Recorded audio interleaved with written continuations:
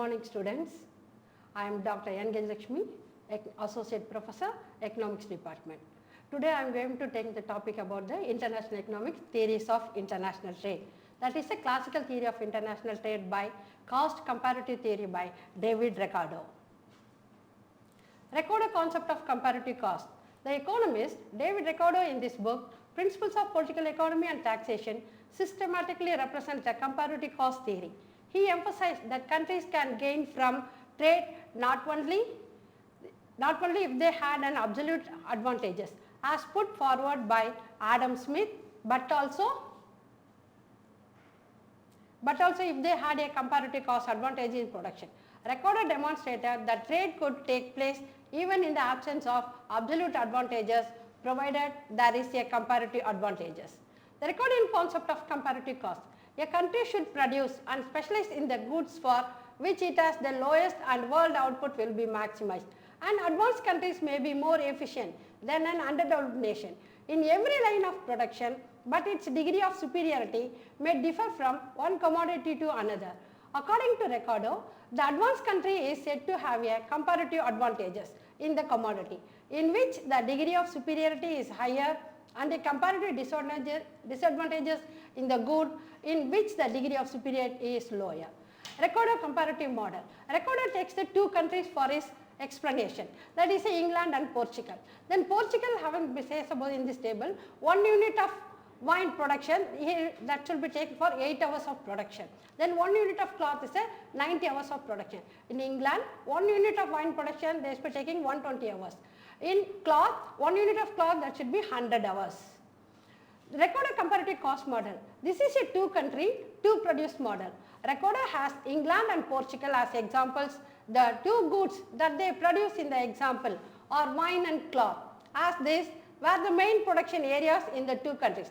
He expressed the cost of these was the main production in labor time. Comparative advantage of Portugal. Portugal not only has an absolute advantage, that is an advantage in terms of absolute cost, but also has an absolute relative advantage in the production of wine. The degree of superiority in the production of wine is greater.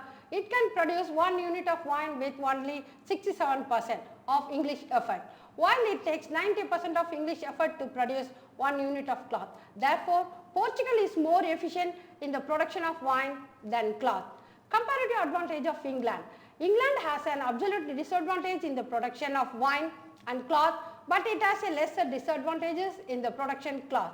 It can produce wine with 150% of Portuguese effort, while it can produce 1 unit of cloth with 111% of Portuguese effort. Hence, it is less inefficient in the production of cloth, or have a lesser disadvantages in the production of cloth, or one can say it has comparative advantages in the production of cloth. Cost of production in isolation. If England and Portugal do not trade but produce and consume in isolation, the price of the products in the two countries will be determined by their respective local cost of production. In the table, we express the cost of one commodity in the terms of the other commodity. The cost of production in isolation. In the country, there should be cost of wine in terms of cloth. Then Portugal is 1 unit equal to 0.89 units of cloth. Then England, 1 unit equal to 1.2 units of cloth. The terms of trade indicate how much of one domestic product must be exported to import 1 unit of foreign good. It is the ratio between total quantity of goods exported and total quantity of goods imported. Terms of trade equal total quantity of goods exported divided by total quantity of goods imported. The terms of trade. If more imports can be obtained with less exports in the country, terms of trade will be stronger. The international term of trade will be determined through the interaction of demand and supply. The gains from trade. If England can import 1 unit of wine at price less than 1.2 unit of cloth, it would gain. On the other hand, if Portugal could import more than 0.89 units of cloth, both the countries will gain from trade. The equilibrium rate of exchange for the two goods will be determined between the two values mentioned. That gain from trade, let us assume that the international price of one wine is equal to 1 unit of cloth. With this rate of exchange, both the countries will benefit. England will benefit because it is able to get 1 unit of wine for a price less than 1.2 units of cloth. which is its domestic exchange ratio with wine.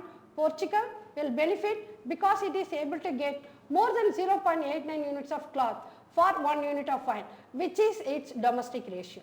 The lower total cost of production for the world economy. If the two countries do not trade with each other and produce 1 unit of each of wine and cloth, the total cost of producing 2 units of wine and 2 units of cloth is terms of labor will be shown below.